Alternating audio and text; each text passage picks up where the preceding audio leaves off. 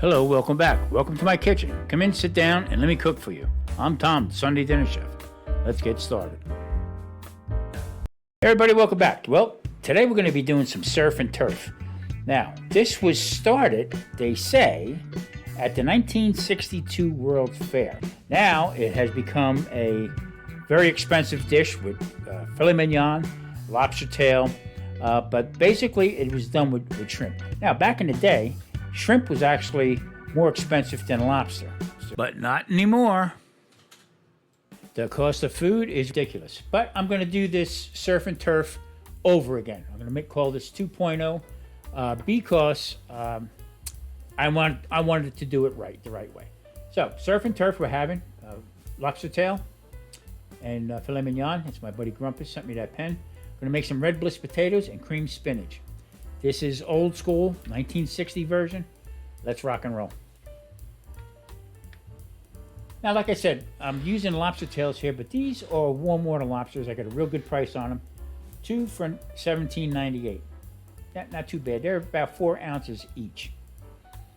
Also, I'm going to be making this shrimp, the U15 shrimp. Now, they're going to go on top of, just for presentation, and I like shrimp, on top of the filet mignon when it's done. Also, I have this Angus beef. Also got a good price on this today. And I said, you know what? Let's do it. Let's get this on here. Last time I made it with shrimp and a New York strip, which is fine. But this time we're gonna go for the gusto. Gonna be making red bliss potatoes. They're Ruby Sensations right there. They are small bite-sized red bliss potatoes. Now, also I have nice fresh spinach. That's going to be sauteed with garlic, olive oil, and butter. And then I'm going to finish it in a nice buttery cream sauce. I'm going to make some butter here for the dipping sauce for the lobster and for the shrimp. And also I'm going to use this a little bit of a utility because I'm going to be making another little topper for the lobster. Cutting up some garlic. Seems like every video I make, I chop on garlic. That's part of it. That's part of how I was taught how to cook. Garlic goes into just about everything I make. So, nothing wrong with it. Okay. Into this little ramekin here, I'm going to be taking some paprika, Old Bay, and parsley. And I'm going to be putting these ingredients together. I got probably a tablespoon and a half of parsley. I'm going to break it up a little bit more. Also, I'm going to be adding in 2 teaspoons of paprika and also 1 full teaspoon of Old Bay. Now, that's going to be added to I'm going to add olive oil to it and then a little bit of butter and let that sit off to the side. This is a topper for the lobster. The reason why I'm saying that is because I am not broiling the lobster. I am steaming it, okay? And to give it that color and give it more flavor, I am going to be painting this on just before we serve the lobster. Okay, I'm gonna add a little bit of clarified butter to it. Now, when I make clarified, but just that butter right there, I leave the fat in there just because there's no need for it, just the 2 of us. So we're not being all fancied up here. Okay, this is gonna get mixed up. Great flavor. I'm going to put it off to the side. Now, the lobster, like I said, they're 4-ounce tails. That is a warm water lobster tail. These have a little bit more snap to it than I think than a regular Maine lobster if they pull the tails off. This here is made just to have the lobster tails because there's nothing else to it. So that's why I'm using this one here. And like I said, I found it a good deal, real good price. So the way I open this here is I split the shell, then I go on the back side, and I split that spine there. Now this lobster is still semi-frozen. But this is about the best time to do it. You just got to be careful that you don't rip some of the meat, that it's still stuck to the shell.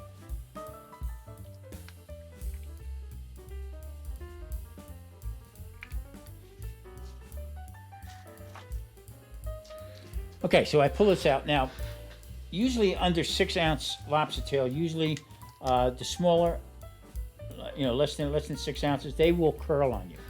So I'm going to use a skewer here just to give it that look. Now, if it was just me and Marie, I'm not putting this on YouTube, I would leave it alone. But I'm going to put the skewer through it so it stays up on top of the shell, doesn't lump up.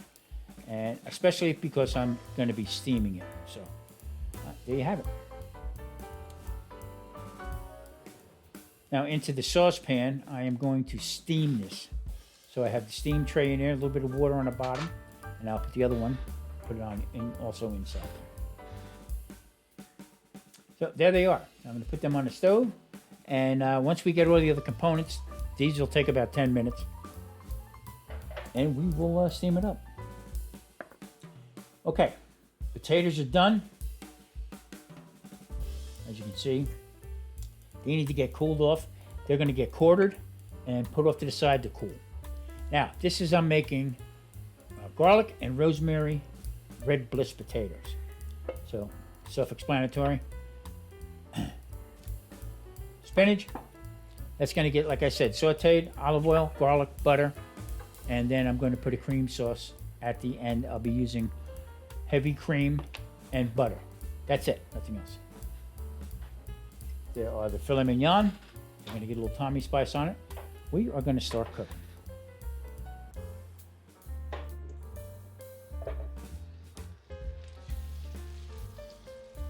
Okay, now into the saute pan, I have olive oil, butter, garlic, and I'm putting in the red bliss potatoes. Now, I've got these cooled off, and what I'm doing is we're going to saute up a little bit just to get some of the moisture out of them. And also, I'm going to be adding in a little bit more garlic, and then I'm going to crush up some rosemary. All right, the flavor is unbelievable. You need to try this. This is really, really good. Got a great flavor to it. Rosemary and garlic go together anyway. And a little Tommy spice on here, and off the charts good. Now we're just going to saute this up until they get a little bit of golden to them. I don't want to overdo it. I don't want to burn it. And I want all the flavors to meld together. So I got some rosemary leaves there. I'm going to crush them up, put them in, and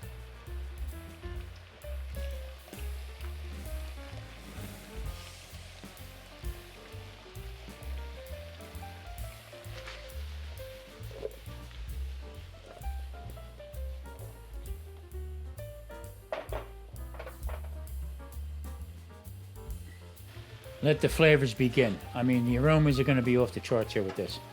Okay, so we're just going to sort these up. I don't want to burn them, so I got them on medium to low heat just to get them a little golden brown.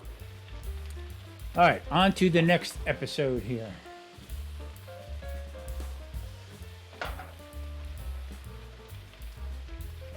So into the other saute pan, I'm going to add some olive oil and butter. That's right, you know the routine. And then I'm going to add a little bit of garlic to it. This is going to be the saute pan for the spinach. Now I have 2 to 3 large handfuls of spinach. When I put it into the pan, it's going to look like it's way too much, but watch how this just sautés down to basically 2 servings. Pretty small.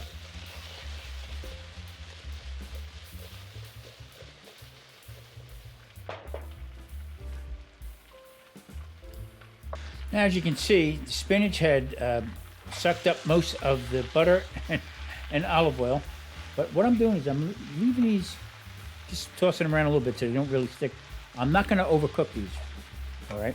I want the garlic to get golden brown on the bottom here before I start turning it over, okay? I'm going to wilt it down a little bit, take it off, add some butter to it, put it off to the side, okay? Let that sit until we're almost ready to serve.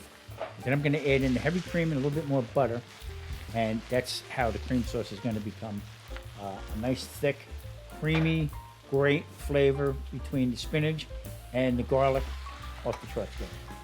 As you can see right there, you see some of the garlic's slivers are becoming golden brown. That's where you want it. Okay, now into the pan, I have some olive oil into my black skillet. That's a 10-inch square black skillet. That's my go-to. It's my favorite one to make steak with. So just olive oil, Tommy spice, and let these go.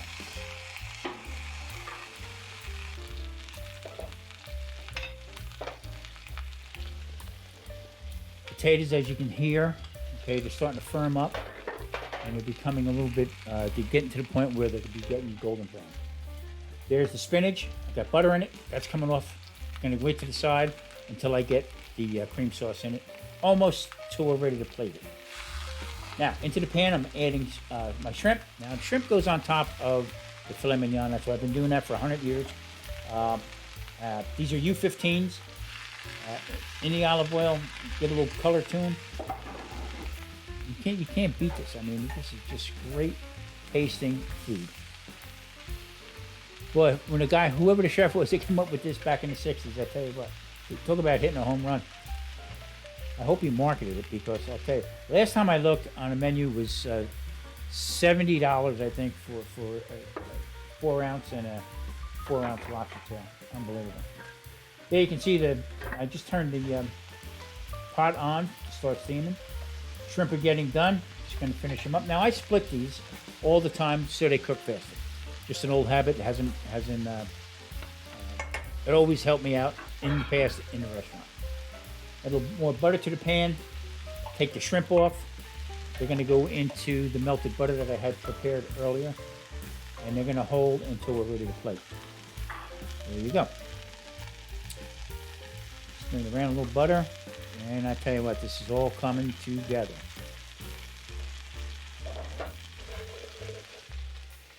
The potatoes, you can hear.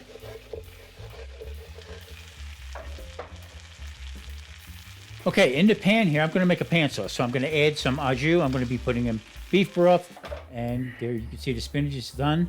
I'm going to leave that off to the side. I'm going to thicken up this pan sauce, and it's going to finish it with some red wine. Now, there's the paste that I'm going to put on. There again, that was parsley, paprika, also Old Bay, olive oil, and butter. I'm going to paint that on, put the cover back on again, and let that steam together and get the flavors all gelled together.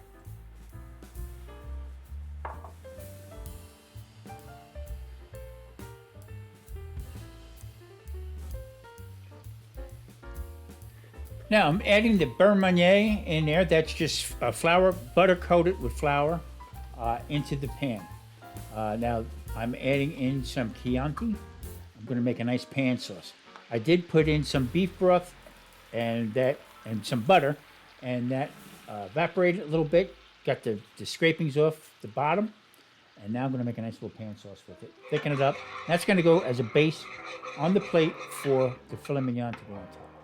As you can see, I'm stirring it. It's starting to thicken up because you can see the trail, okay, that it leaves behind.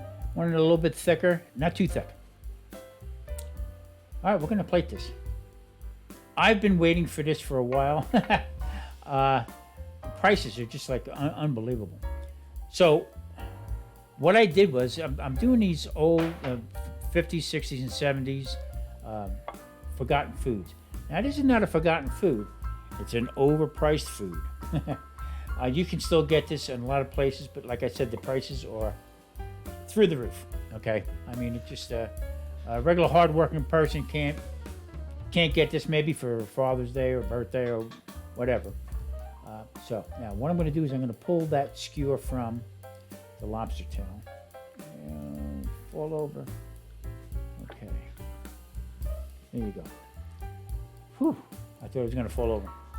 All right, like I was saying, so most of what I'm making now is on Sunday Dinner Chef is forgotten foods for Sunday dinner. Basically, what the plan is. If you would like, please send me some ideas. I got a lot of ideas from some of the viewers. Really good. I'm just still trying to shop around and still find out where I can purchase some of this food. I did find a restaurant supply place here in Las Vegas.